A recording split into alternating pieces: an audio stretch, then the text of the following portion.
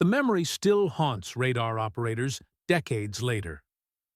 January 1st, 1945 became the day they watched an entire Air Force vanish from their screens.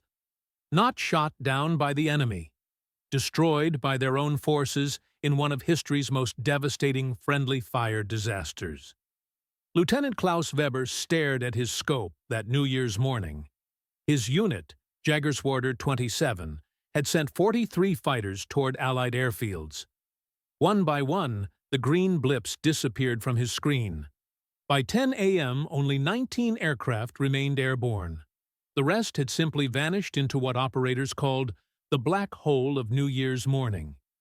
But this catastrophe began 3 weeks earlier, December 16, 1944, in the snow-covered Ardennes forest. Hitler launched his final desperate gamble, the Battle of the Bulge. German tanks poured through American lines in Operation Watch on the Rhine. The surprise was total. American troops, many inexperienced replacements, faced 3 full German armies. Everything had to work perfectly for the Germans. They needed Antwerp in 4 days, split the Allied forces, force separate negotiations. It was audacious, but born of desperation. On the ground, German precision showed. In the air, everything was different. The Luftwaffe was now a shadow of its former self. Fuel shortages and pilot losses had reduced Germany's air force dramatically. While Allied pilots flew multiple missions daily, German fighters sat grounded, their fuel tanks empty, their pilots undertrained. The irony was bitter. For crucial days, thick clouds actually helped the Germans. Superior Allied air forces stayed grounded, but the Luftwaffe couldn't support their own troops either. Major Hans-Joachim Marseille watched weather reports with growing frustration. The meteorologists promised clear skies by New Year's Day. But would it be too late? German ground forces were stalling at Bastogne and St. Vith. Pressure from Berlin was enormous. Hermann Göring demanded action. The Luftwaffe had to prove its worth, had to show it could still influence the war. Plans emerged for a massive air operation, something to catch the Allies completely off guard, give the stalling offensive new momentum. The operation got a simple code name, Bodenplatte. It meant base plate or ground plate, fitting in a way. The Luftwaffe would kick the foundation from under Allied air power, destroy their aircraft on the ground at their own airfields. General Major Dietrich Peltz would lead Bodenplatte. Only 30 years old, but already a veteran. He'd flown Stukas over Poland and France, commanded bomber wings against Britain and Russia. Peltz understood the new reality. Germany's air force couldn't win traditional dogfights anymore.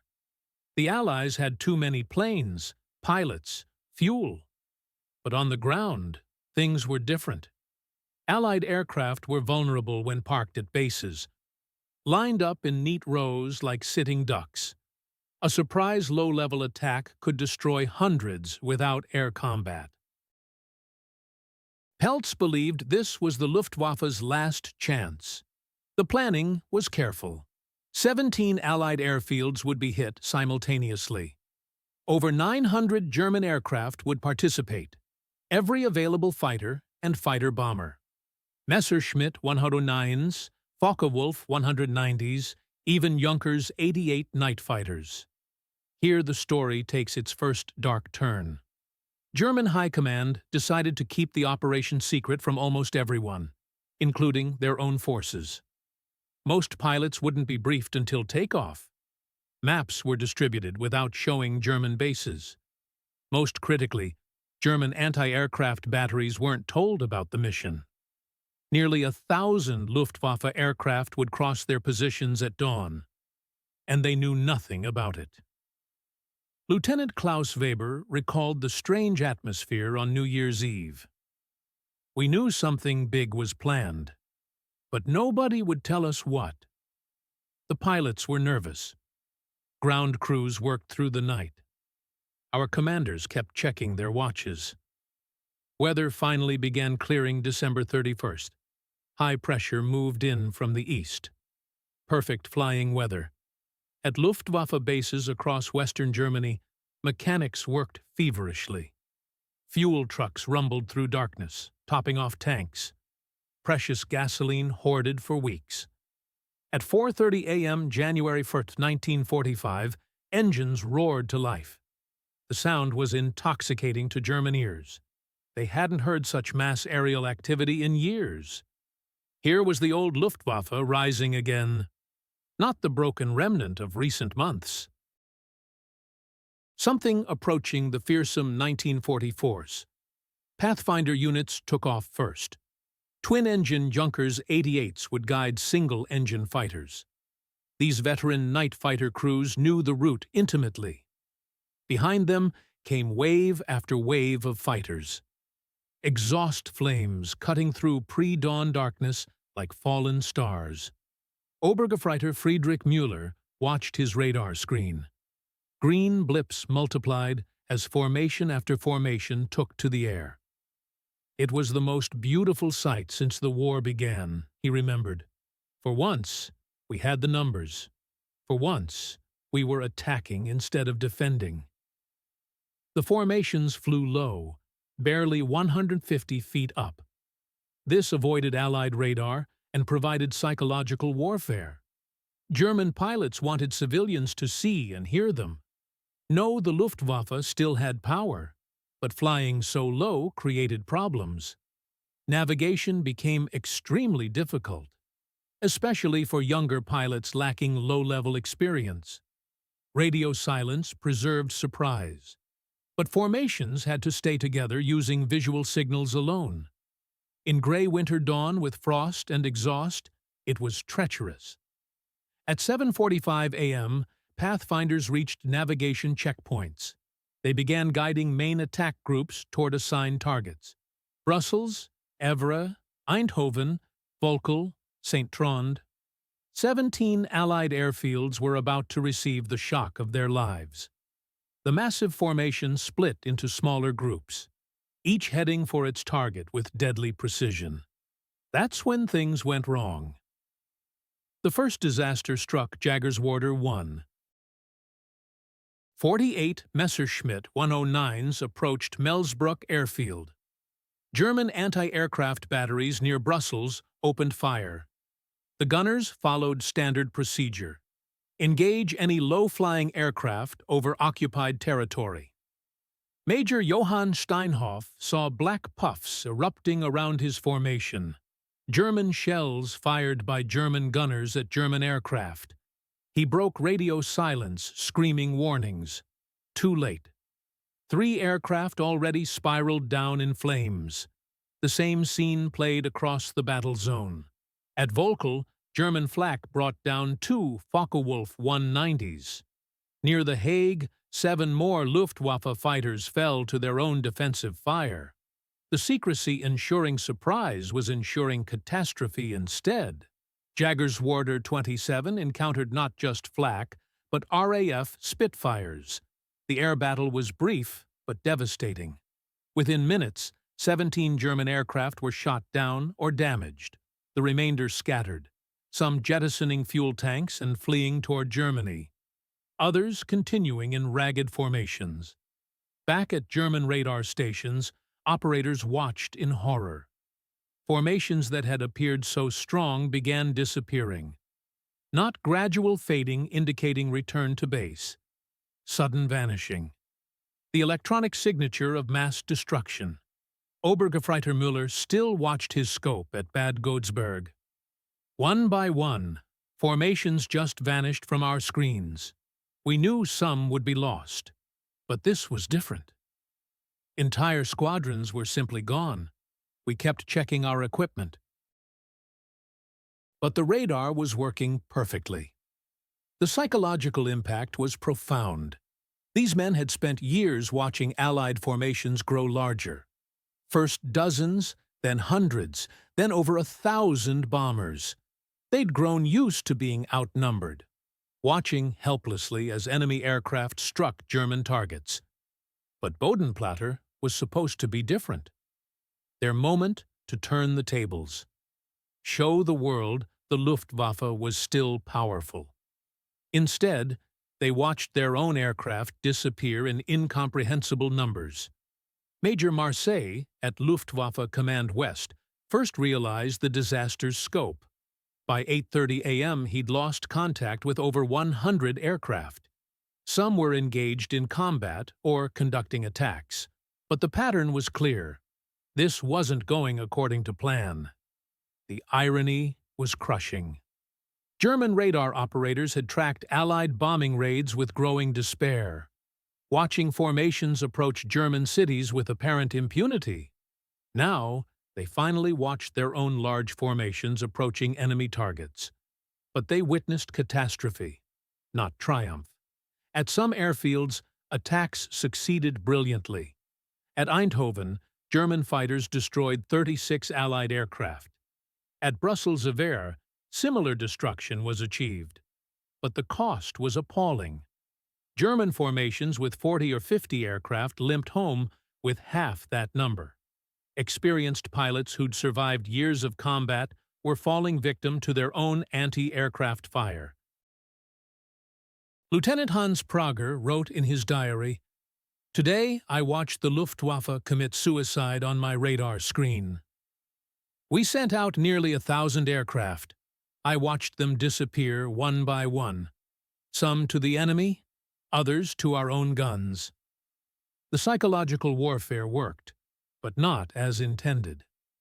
Allied pilots were shocked to see massive German formations. Many had assumed the Luftwaffe was finished. But for German personnel, the shock was different entirely. They witnessed aerial mass suicide, their own air force destroying itself in one morning.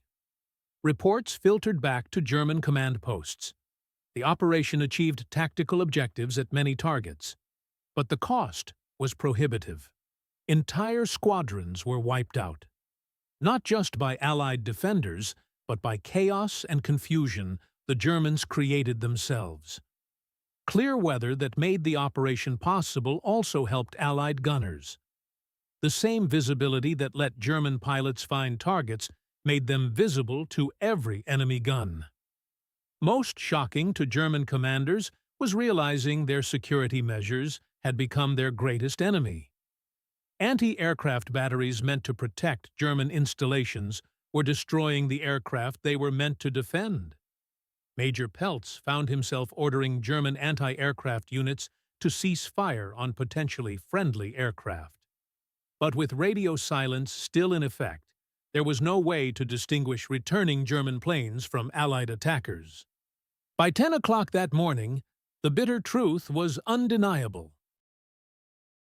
Operation Bodenplatte wasn't the Luftwaffe's grand return.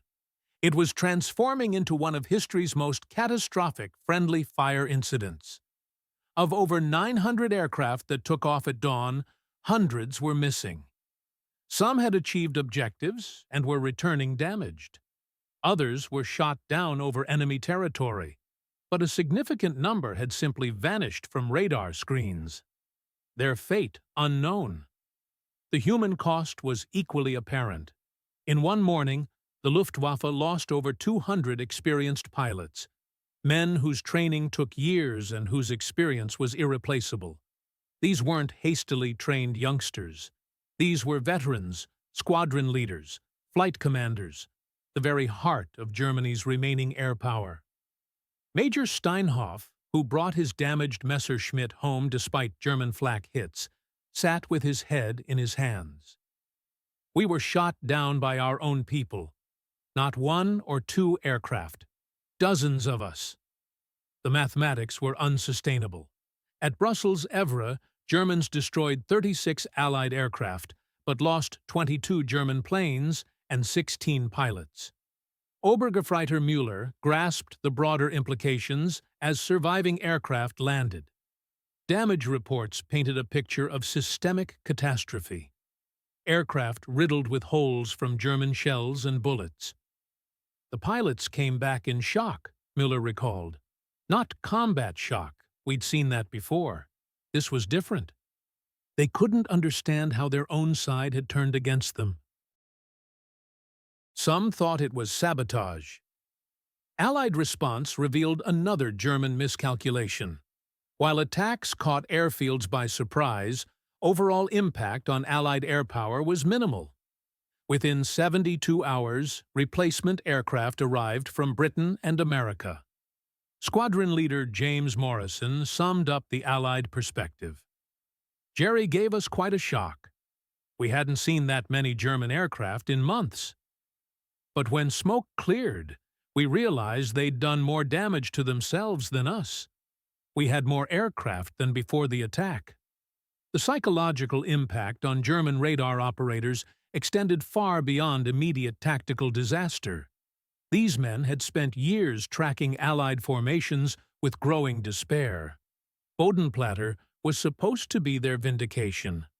Proof that German technology and courage could still turn the tide. Instead, they witnessed something more disturbing. German forces destroying themselves through confusion and secrecy.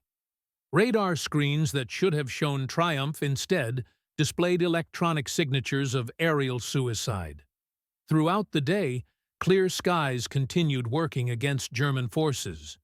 Perfect conditions for Allied fighters to hunt returning German aircraft. Many formations that survived their attacks faced RAF Tempests and P-51 Mustangs during withdrawal. Lieutenant Prager spent the afternoon reconstructing what happened.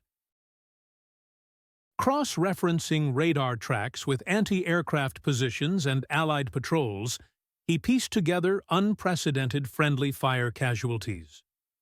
"We lost more aircraft to our own guns than to all Allied defensive measures combined," he wrote. The secrecy meant to ensure surprise, instead, ensured disaster. Our anti-aircraft crews became the enemy's most effective weapon. Human stories emerging from Bodenplatte were heartbreaking. Obergefreiter Klaus Richter, 19 years old, survived 2 years on the Russian front, only to be shot down by German flak over Belgium. Similar scenes played across the battle zone. German pilots who regarded occupied territory as safe haven found themselves under fire from their own forces. General Adolf Galland later commented, "Operation Bodenplatte was the Luftwaffe's funeral. They buried their remaining strength in one grave. Their own forces provided the firing squad." Allied intelligence reached similar conclusions. The massive German effort represented not Luftwaffe resurgence, but its final expenditure. Intercepted communications revealed true loss extent and command chaos. For radar operators, January 1st divided their war experience into before and after. Before Bodenplatte, they harbored hopes German air power might still influence the war's outcome. After watching formations vanish through friendly fire and confusion, such hopes seemed naive. The Battle of the Bulge continued 3 more weeks, but the air war above was effectively over. Luftwaffe losses were so severe that German ground forces received virtually no air support. Allied aircraft, quickly reinforced and reorganized, resumed devastating attacks on supply lines. Around noon, Müller started receiving crash site reports. Aircraft after aircraft had German markings, German identification numbers, German pilots. Our own people shot down our own planes with methodical efficiency. The radar showed us the truth. We were watching our Air Force commit suicide. The psychological warfare succeeded, but not as intended. Allied forces were initially shocked by so many German aircraft, but rapid discovery that the operation was self-defeating provided enormous morale boost. For German personnel, the psychological impact was devastating. The operation was presented as proof the Luftwaffe could still strike decisive blows. Instead, it showed German military coordination had broken down completely. Technical lessons from Bodenplatte would influence military communications for decades.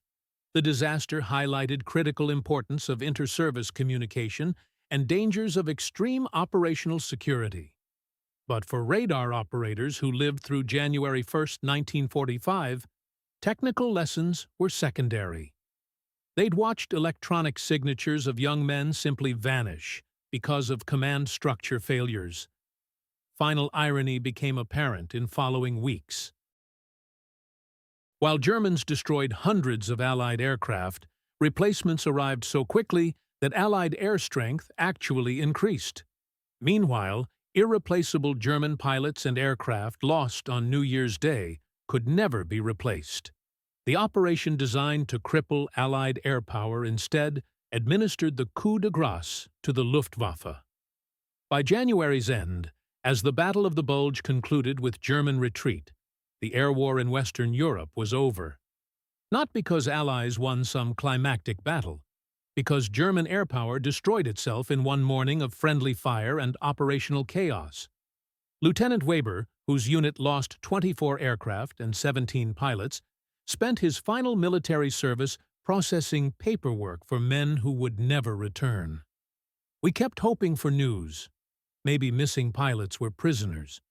Maybe some survived crashes and were making their way back.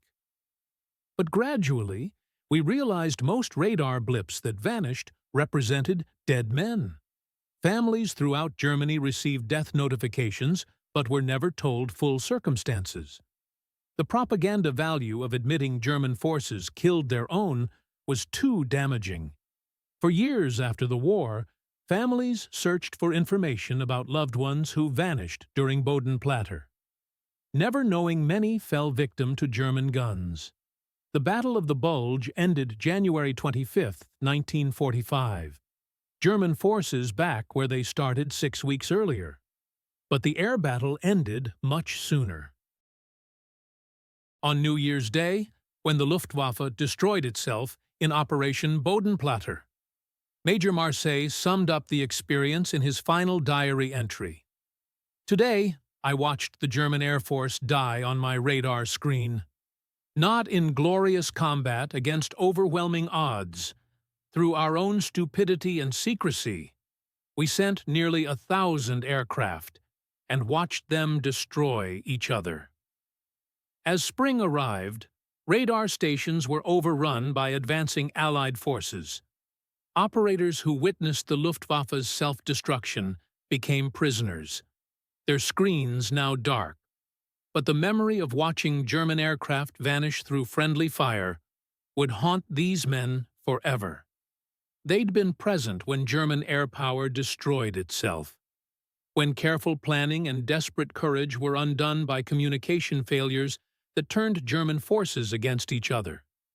In the end, Bodenplatte achieved something years of Allied attacks couldn't accomplish. It eliminated the Luftwaffe as an effective fighting force in one day. The radar operators who tracked it all had the terrible privilege of watching it happen. One vanishing blip at a time, on screens that told the story with electronic precision. The Battle of the Bulge would be remembered as Hitler's last gamble, but for radar operators, it would always be remembered differently. The day an entire air force vanished from their screens, destroyed not by enemy action, but by confusion and chaos of its own making. When the war ended 4 months later, radar screens fell silent. But January 1, 1945, echoed in the minds of those who witnessed it. The day German aircraft disappeared from radar. Not because they were shot down by the enemy, but because they were destroyed by their own forces. The technology that should have guided them to victory instead recorded their self-destruction with merciless electronic accuracy.